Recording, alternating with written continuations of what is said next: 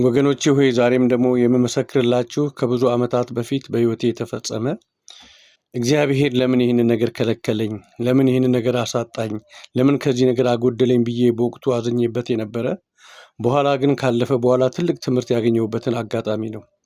በልጅነቴ ወራት የቀን ስራ እየሰራው ጌታንም እንደማመልክ ከዚህ ቀደም በነበሩት ቪዲዮዎች የመሰከርኩላችሁ ሲሆን ያንን ተከትሎ የተፈጸመ ታሪክ ነውና ወቅቱ የቀን ስራ ስለነበረ ትንሽ አንዳንዱ ስራ ከእድሜና ከአቅሜ ጋር የማይመጥን በመሆኑ አካላዊ ጉዳት እያስተናገድኩ እጆቼ እየቆሰሉ እንደ ልቤ አንዳንድ ጊዜ ጠዋት ከመኝታዬ መነሳት እያቃተኝ ስራው እየከበደኝ ስለመጣ ትንሽ ተማረርኩኝና ሌላ አቅጣጫ ማየት ጀመርኩኝ።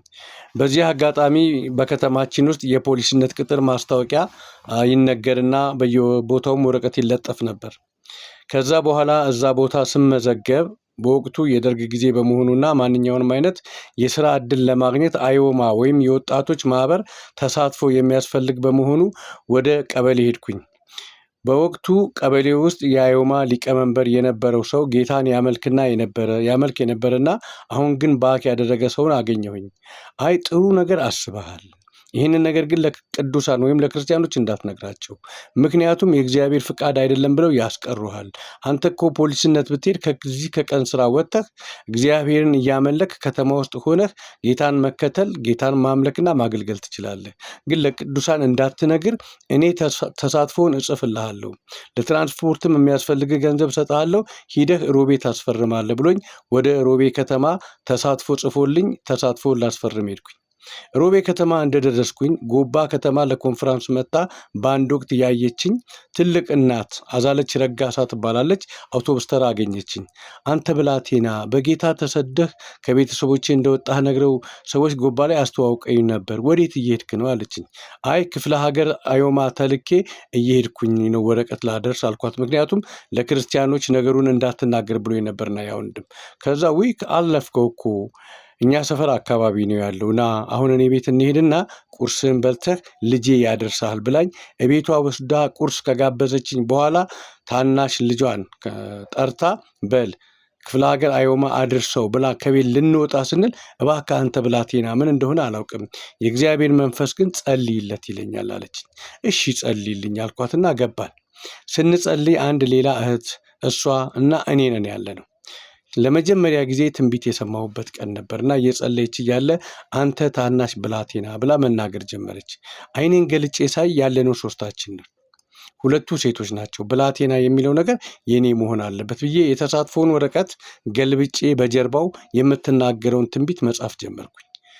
ብዙ ነገር በቃ እግዚአብሔር እንደሚፈልገኝ ወደፊት ጌታን እንደማገለግል እግዚአብሔር ይናገረኝ ጀመር። በእኔ ላይ ልዩ ዓላማ እንዳለው ጌታ ተናገረኝ። በመካከል ላይ የመጣህበትን መንገድ እኔ አላሳየሁምና ተመለስ፣ እኔ ባልኩ መንገድ ተመልሰህ እኔ ባልኩ ቦታ ተቀምጠህ ተከተለኝ። በአንተ ላይ የምገልጸው ሚስጥር አለኝ፣ ታገለግለኛለህ። የመጣህበት መንገድ ግን እኔ አላሳየሁም አለኝ። ፕሮግራሙን ስንጨርስ ጸሎቱ ሲያበቃ ምንድነው የደበከኝ ሚስጥር?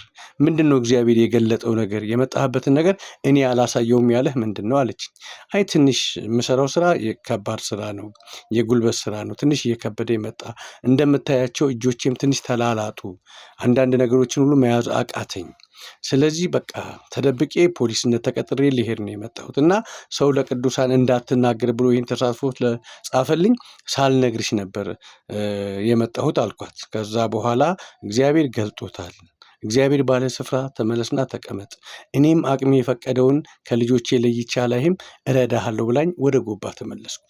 እዛ የተሳትፎ ወረቀት ላይ ትንቢት ጽፌበት ተመልሼ እግዚአብሔር ባዘዘኝና ባስቀመጠኝ ቦታ መስቀሌን ይዘህ ተከተለኝ ስላለኝ የጌታን መስቀል ተሸክሜ ጌታን መከተል ጀመርኩ።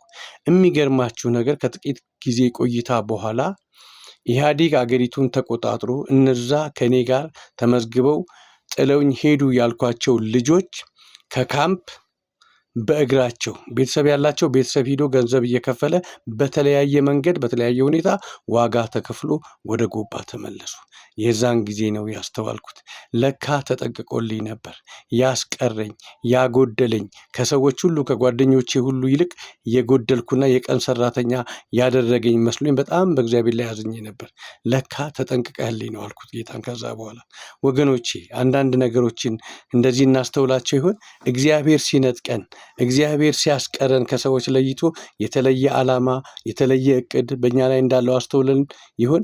ወገኖቼ እግዚአብሔርን ለሚወዱ እንደ ሐሳቡም ለተጠሩ ነገር ሁሉ ለበጎ እንዲደረግ እናውቃለን ነውና የሚለው ቃሉ። ድንገት የጎደላችሁ የተቀደማችሁ የመሰላችሁ እግዚአብሔር ተጠንቅቆላችሁ ከብዙ ነገር ሊታደጋችሁና ሊያወጣችሁ ስለሆነ የእግዚአብሔርን ሐሳብ የእግዚአብሔርን ፍቃድ አሜን ብላችሁ እንድትቀበሉ ከኔ መንገድ ከኔ ሕይወት ከዚህ ምስክርነት ሁሉ ይሄንን እንድትማሩ አደራ እላችኋለሁ። ጌታ ይባርካችሁ፣ ጸጋ ይብዛላችሁ።